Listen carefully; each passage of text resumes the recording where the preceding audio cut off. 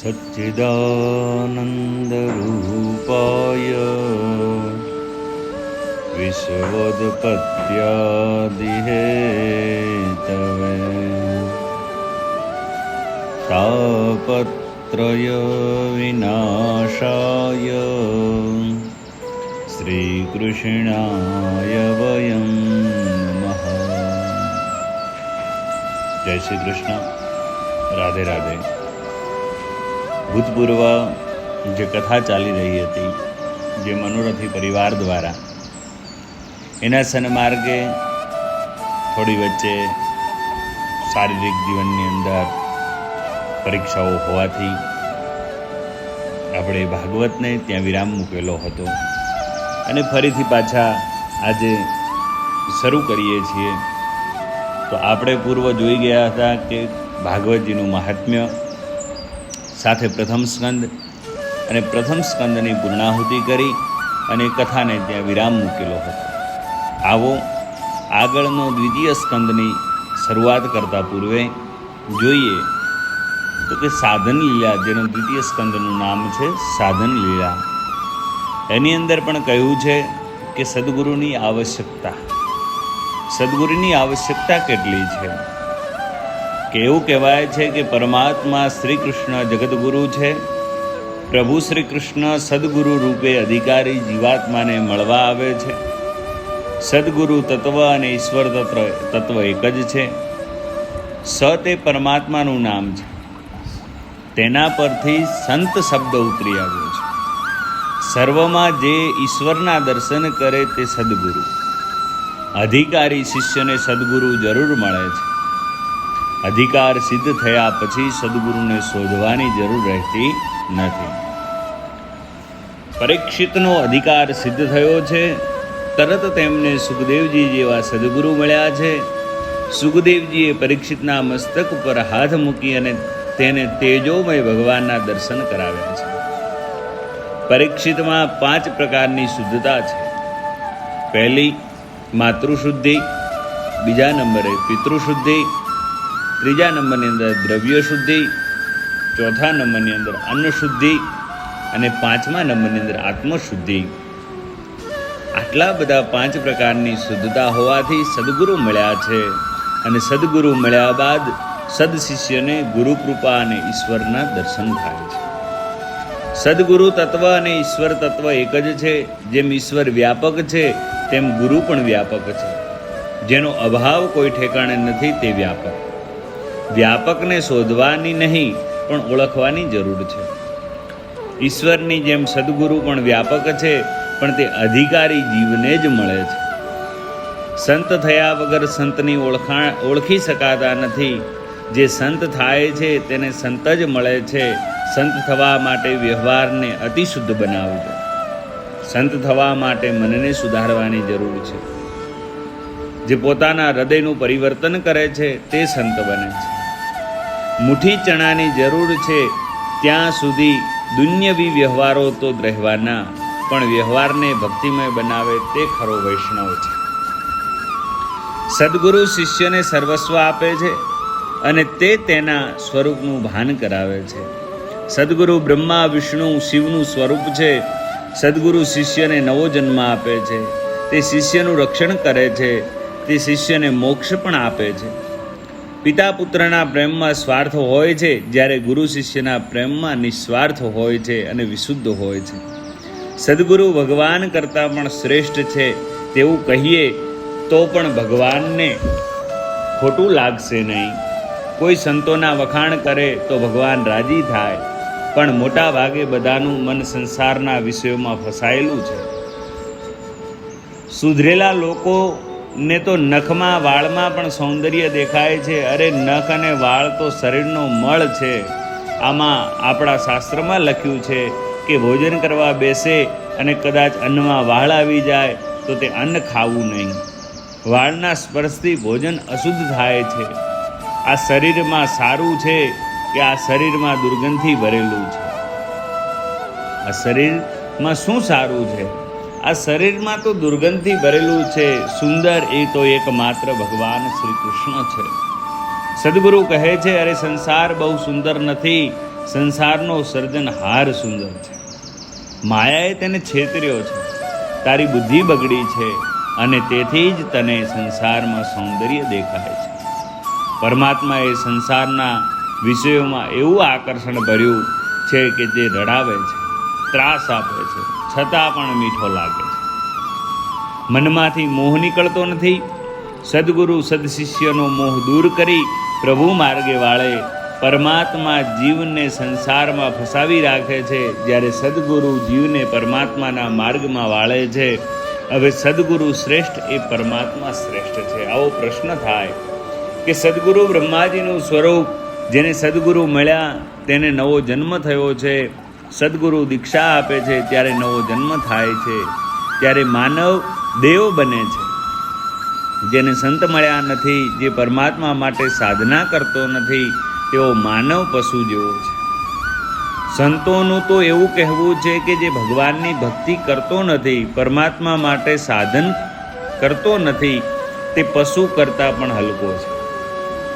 કૂતરાને જો ઘરમાં રોટલીનો ટુકડો મળે, તે ઘરની આખી રાત જાગીને ચોકી કરે, ઘરધણીની સેવા કરે. તે જેનું ખાય છે તેની ચાકરી કરે છે. અને આ જીવને પરમાત્માએ શરીર આપ્યું, આંખ આપી, તેને સુખી કરવા સંસારની રચના કરી, અનાજ ઉત્પન્ન કર્યું. માનવે પરમાત્મા માટેનું સાધન ન કરે, પ્રભુની સેવા ન કરે, તો એ માનવ કૂતરા કરતાં પણ અધમ છે. ગુરુ કર્યા વગર રહેવું નહીં. જેને લાયક થશો તો ભગવાનની કૃપા સદગુરુ મળી રહેશે. ગુરુ શિષ્ય માટે પ્રાણનો ભોગ આપે, તેનું એક અહીંયા સુંદર મજાનું ડોંગરેજી મહારાજ દ્રષ્ટાંત આપે છે કે એકવાર ગુરુ અને શિષ્ય જંગલમાંથી પસાર થઈ રહ્યા હતા. રાત્રિ થવાને કારણે જંગલમાં ઘોર અંધારું થઈ ગયું.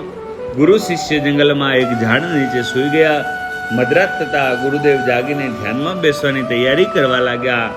એટલામાં એક મોટો સાપ દોડતો સૂતેલા શિષ્ય તરફ જોવા લાગ્યો. આથી ગુરુએ બે હાથ જોડી સર્પને પૂછ્યું, તું ક્યાં જાય છે? તારે શું કામ છે?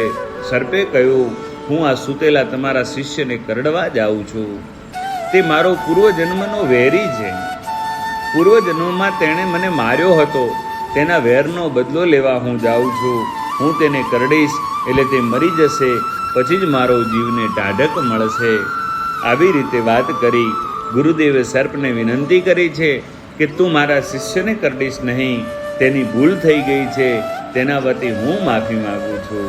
તેને કરડવાથી તને શું મળવાનું છે? વેરથી વેર વધે છે. વેરની શાંતિ પ્રેમથી થાય છે. માટે તું એને માફ કરી દે. સર્પે કહ્યું, મહારાજ, તમારી વાત તમારી પાસે રાખો. હું મારું ધાર્યું કરીને જ રહીશ. હું આ શિષ્યને કરડીને જ રહીશ. ગુરુદેવે વિચાર કર્યો કે હજુ આ મારા શિષ્યને પરમાત્માના દર્શન થયા નથી, તેનું મરણ બગડશે. હું મરીશ તો ભગવાનના ચરણે જઈશ. એટલે સર્પને કહે છે કે તું મને મારા શિષ્યના બદલામાં કરડ. મને કરડવાથી તારું વેર વળી જશે, મારું મરણ થશે તો વાંધો નથી. હું પરમાત્માને ધ્યાનમાં કરવા બેસું છું. તે સમયે તું મને કરડજે, પરંતુ મારા શિષ્યને કરડીશ નહીં. આમ ગુરુદેવે શિષ્ય માટે પોતાનો પ્રાણનો ભોગ આપવા માટે સહજ ખચકાતા નથી. એટલા માટે જ આપણે કહીએ છીએ કે ગુરુર બ્રહ્મા ગુરુર વિષ્ણુ ગુરુર્દેવો મહેશ્વરઃ ગુરુર સાક્ષાત પરબ્રહ્મ તસ્મૈ શ્રી ગુરવે નમઃ. કે ગુરુ એ જ બ્રહ્મા છે, તે જ નવો જન્મ આપે છે. ગુરુદેવ એ જ વિષ્ણુ છે, જે શિષ્યનું રક્ષણ કરે છે. અને ગુરુ એ જ શિવ સ્વરૂપ છે, એટલે શિષ્યને મોક્ષ પણ આપે છે. ગુરુ એવું માને છે કે જ્યાં સુધી હું શિષ્યને ઈશ્વરના દર્શન ન કરાવું ત્યાં સુધી હું તેના ઋણમાં છું. શિષ્યે મારામાં વિશ્વાસ રાખ્યો છે કે સદગુરુ તો સદશિષ્યને સર્વસ્વ આપે છે. જે ગુરુ શિષ્ય પાસેથી કંઈ લેવાની ઈચ્છા કરે છે તે શિષ્યનું કલ્યાણ કરી શકે નહીં. ગુરુ નિરપેક્ષ અને શિષ્ય નિષ્કામ હોવો જોઈએ. આપણા ઉપનિષદોમાં પણ વર્ણન કરે છે કે શિષ્ય ગુરુ પાસે જાય ત્યારે હાથમાં સમિધ લઈને જાય કે સમિધ પાણી શ્રોત્રિય બ્રહ્મનિષ્ઠમ. સંતો પાસે સમિધા લઈ જવાનો અર્થ એ છે કે સંસારના સર્વ સુખનો મેં હોમ કર્યો છે. ગુરુના ચરણે લૌકિક સુખ માટે નહીં, પણ નિષ્કામ થઈને જવાનું છે. કેટલાક લોકો સંતોની લૌકિક ભાવથી સેવા કરે, કોઈ પુત્ર માટે, કોઈ પૈસા માટે સંતની સેવા કરે, તે યોગ્ય નથી. આ જીવ અનેક જન્મોથી લૌકિક સુખ ભોગવતો આવ્યો છે, છતાં તેને આજ સુધી શાંતિ મળી નથી. સંતો વિષયાનંદ આપતા નથી. સંતો ભજનાનંદ, બ્રહ્માનંદ આપે છે, જેમાં સંગમાં આવ્યા પછી વાસનાનો નિષ્કામ વિનાશ થાય છે, મન શુદ્ધ થાય છે, ભક્તિનો રંગ લાગે છે, તો સમજવું કે સંત છે. સંત અલૌકિક આનંદ આપે છે. શિષ્ય નિષ્કામ અને ગુરુ નિરપેક્ષ હોય તો ગુરુ શિષ્ય સમાજને સુખી કરે છે અને બીજો કાર્થ કરે છે. ગુરુના મનમાં કંઈક લોભ હોય તો શિષ્યને સંસારનું સુખ ભોગવવાથી બહુ ઈચ્છા થાય, તો ગુરુ શિષ્યનું કલ્યાણ થતું નથી. કહેવાય ને, કહે છે ઘણા બધા કે લોભી ગુરુ ઓર લાલચી ચેલા દોનો નરક મેં ઠેલમ ઠેલા. કે સદગુરુ શિષ્યને સાચો માર્ગ બતાવે, શિષ્યની બુદ્ધિ સુધારે, શિષ્યને પરમાત્માનું દાન કરે. સદગુરુ સર્વસ્વ આપે, આત્મ સ્વરૂપનું ભાન કરાવે, તે સર્વકાળ શિષ્યનું રક્ષણ કરે છે. એટલા માટે ડોંગરીજી મહારાજ પાછું કહે કે તુકારામનું જે દ્રષ્ટાંત છે એ આપને કહું છું, એ તમે સાંભળો. કે સંત તુકારામે પોતાનો પ્રસંગ વર્ણવ્યો છે કે કથા વાર્તા શ્રવણ કરતા કરતા મને પ્રભુમાં પ્રીતિ થઈ.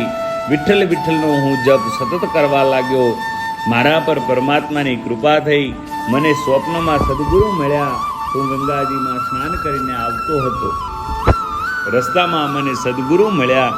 મને કહે, વિઠ્ઠલનાથની પ્રેરણાથી હું તને ઉપદેશ આપવા આવ્યો છું.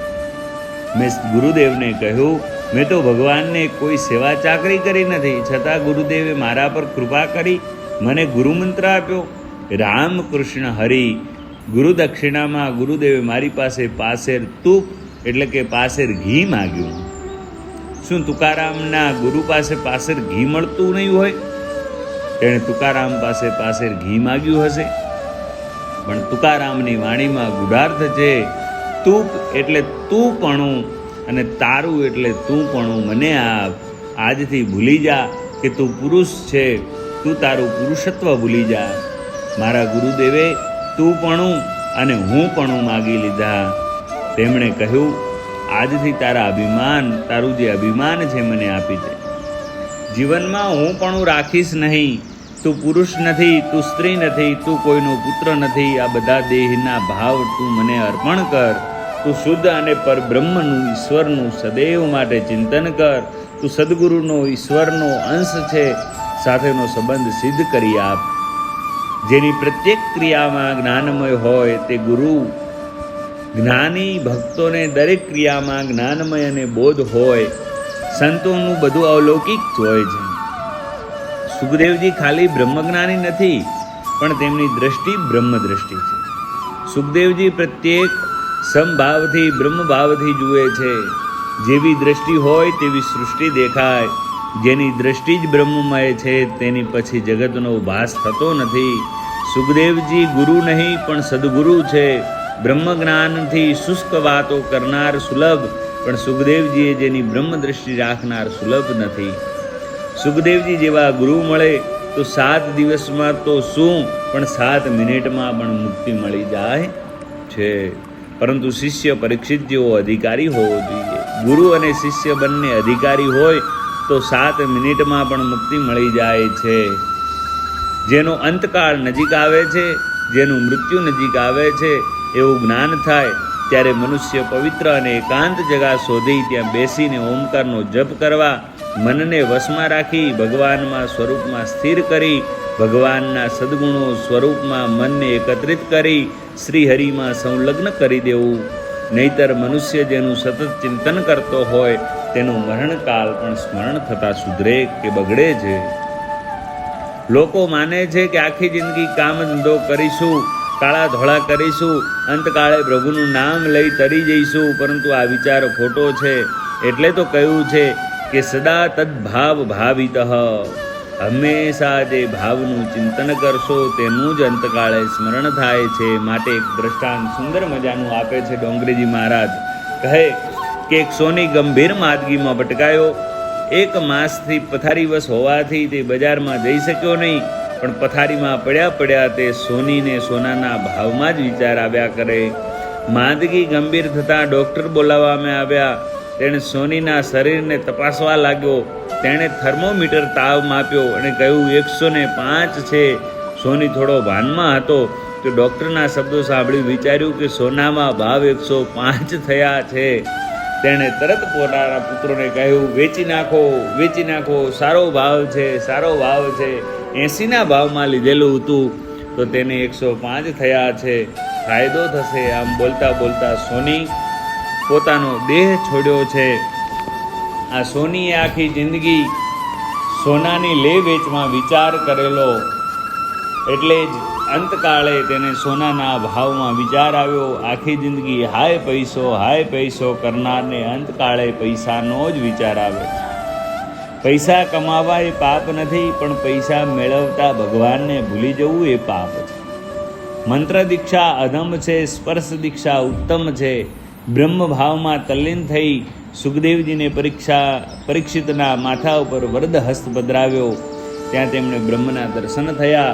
પ્રથમ સ્કંધમાં અધિકારની કથા કરી. ભાગવતનો શ્રોતા કેવો હોવો જોઈએ, વક્તા કેવો હોવો જોઈએ એ બતાવવામાં આવ્યું.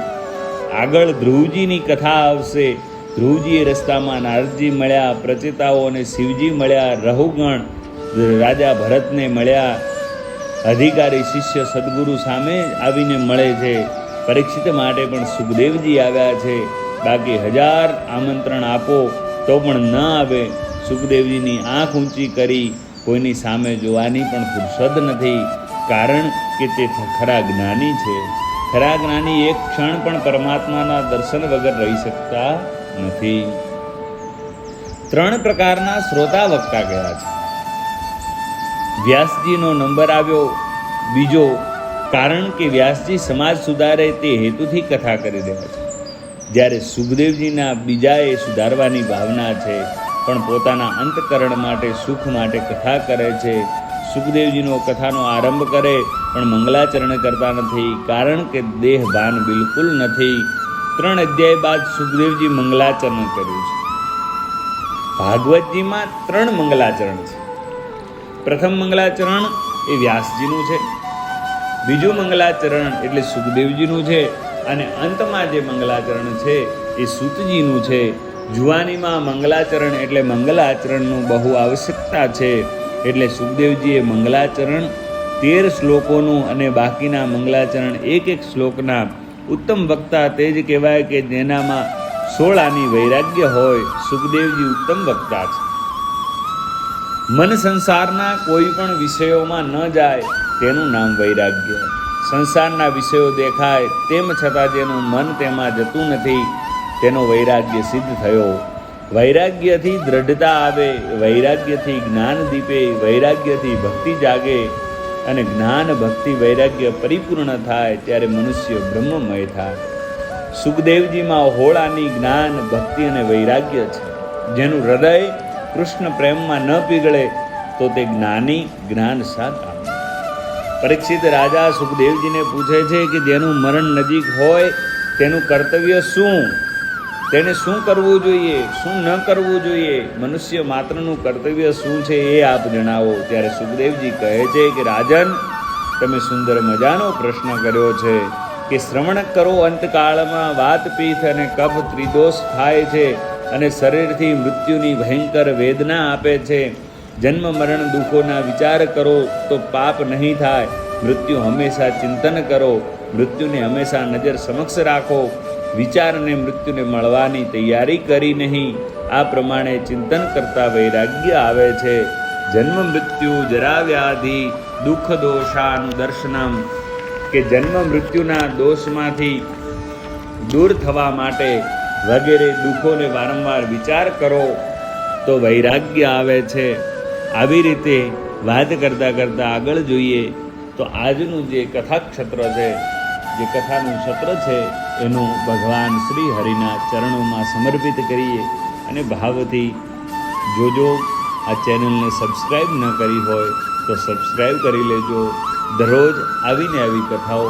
અને એ પણ આપને પહેલાં પણ કહેલું છે કે ડોંગરેજી મહારાજની જે ભાગવત છે, જે એમનું લેખાજોખ છે, એ જ પ્રમાણે એમાં ભાગવત થવાની છે. નહીં તો આમાં સંગીત, નહીં તો આમાં કોઈ અન્ય કંઈ એવું આવશે. જે વિષય વસ્તુ છે એ જ પ્રસ્થાપિત થવાનું છે. તો આવો આગળની કથા આવતીકાલે જોઈશું. બાકી જોઈએ કે સદગુરુ કોને કહેવાય, સદગુરુ મળે તો શું થાય. ત્યારે પરીક્ષિત મહારાજને 7 દિવસનો સમય મળેલો છે, પણ સદગુરુ એવા મળ્યા છે કે 7 મિનિટની અંદર પણ મોક્ષ અપાવી શકે છે. તો આપણને પણ આવા સદગુરુ મળવા જોઈએ. એ ભાવથી આજની કથાનો અહીંયા વિરામ કરીએ અને આવતીકાલે સત્વરે ફરી પાછા જોડાઈશું. જોજો, ભૂલતા નહીં. અને જે પણ કોઈ લોકો છે એમને પણ કહેજો કે કથા સાંભળશો, આપણા પિતૃઓ મોક્ષ પામશે, આપણને પણ સારા વિચારો આવશે અને ભગવાનમય બનીશું. અસ્તુ. જય શ્રી કૃષ્ણ. રાધે રાધે.